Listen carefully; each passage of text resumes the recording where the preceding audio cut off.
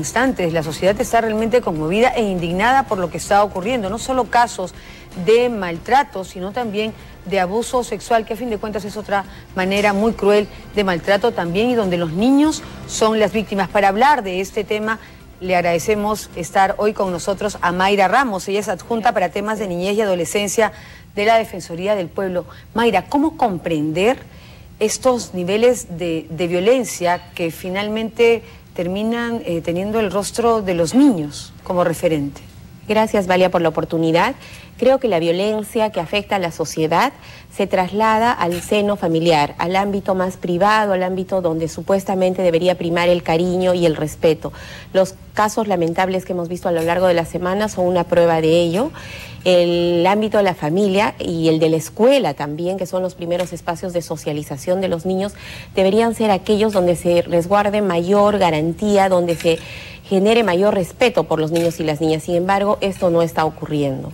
Mayra, si bien hay que celebrar cuando las autoridades actúan bien, como en este caso que hemos visto que casi en la mayoría de los hechos conocidos la policía ha hecho lo que tenía que hacer, hemos percibido mucha desidia, mucha dejadez y hasta indolencia por parte de, por ejemplo, los miembros del Ministerio Público y hasta del Poder Judicial, que además en muchos casos han apañado esta conducta ilegal, y hemos visto el caso de este sujeto que tenía el apoyo de la hermana que era fiscal, del tío también, del papá que eventualmente había sido magistrado, y que tiene sobre él la acusación de 14 menores a las que habría violado. Efectivamente, en el tema de niñez todavía subsiste una concepción muy generalizada de que los niños son objetos, no son sujetos de derecho, que los niños son de propiedad de los padres, de los tíos, etcétera. Y esto es algo que ya desde la dación de la Convención por los Derechos del Niño el año 89 estamos tratando de cambiar. Los niños son personas con los mismos derechos que las personas adultas. En consecuencia, merecen el mismo nivel de respeto. Y las autoridades no debemos esperar que presenten lesiones graves, lesiones físicas evidentes para actuar. Tenemos que entender que muchas veces un golpe no necesariamente deja huellas físicas, pero siempre deja huellas psicológicas. Por eso es tan importante actuar inmediatamente en cuando conocemos de la situación de algún niño que ha sido agredido. Trabajar con los niños ahora es importante. Nosotros pensamos en una sociedad diferente, tenemos que trabajar ahora. Por eso es tan importante trabajar con los niños ahora, prestarles atención, creer cuando ellos nos manifiestan algún caso de violencia sexual, de hostigamiento por parte de sus compañeros, etcétera, y no presumir que los niños están mintiendo. ¿Qué pasa, por ejemplo, cuando una niña o un niño que han sido víctimas de violación recurren a su mamá esperando encontrar apoyo, consuelo, seguridad, y la mamá reacciona de una manera desproporcionada, no cree en lo que dicen los niños o no quiere creer lo que le dicen sus hijos y apoya más bien a la pareja que resulta siendo el agresor?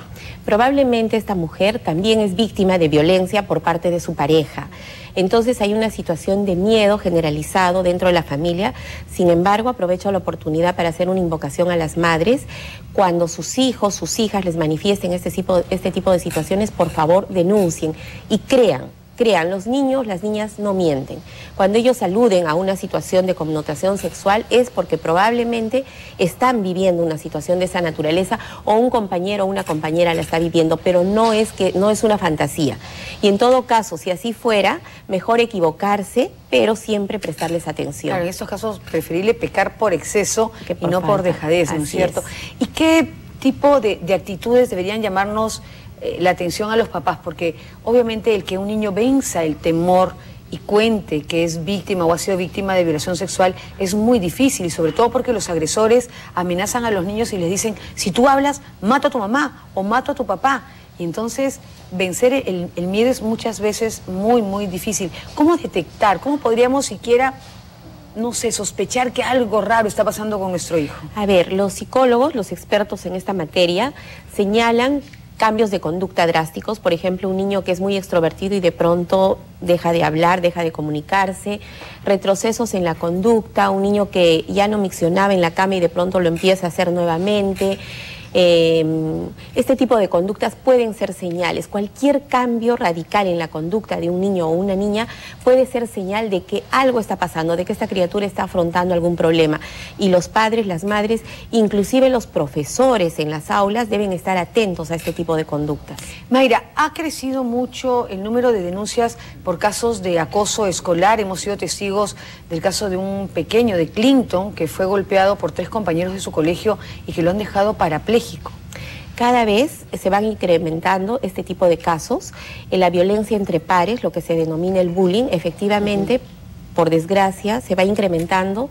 Y acá, una vez más, reitero, el rol de los profesores es fundamental. Ellos comparten muchas horas del día con sus alumnos, con sus alumnas, entonces tienen que estar atentos a estas situaciones y no obviarlas. Hemos tenido algunos casos en que hemos podido comprobar que lamentablemente los profesores hacen caso omiso a estas situaciones porque de repente no tienen las herramientas para afrontarlos o porque también es mucho más cómodo no ver.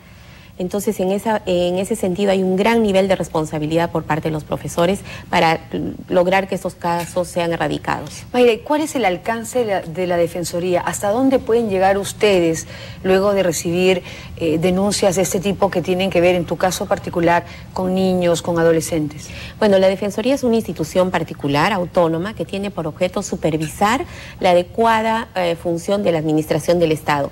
En esa medida, a nosotros nos corresponde vigilar que la policía, que el Ministerio de Salud, etcétera, estén cumpliendo adecuadamente sus funciones. Y en materia de niñez y adolescencia, que los órganos correspondientes también cumplan sus funciones de la forma adecuada. ¿Y lo están haciendo actualmente? Lo estamos haciendo. Tenemos un trabajo muy estrecho con el Ministerio de la Mujer, por ejemplo, como ente rector del sistema. Vamos a iniciar un trabajo con gobiernos regionales y locales que también tienen una competencia en trabajar a favor de la niñez y sobre todo en combatir la violencia contra la niñez. Ok, Mayra, muchísimas gracias por estar esta mañana con nosotros. Es importante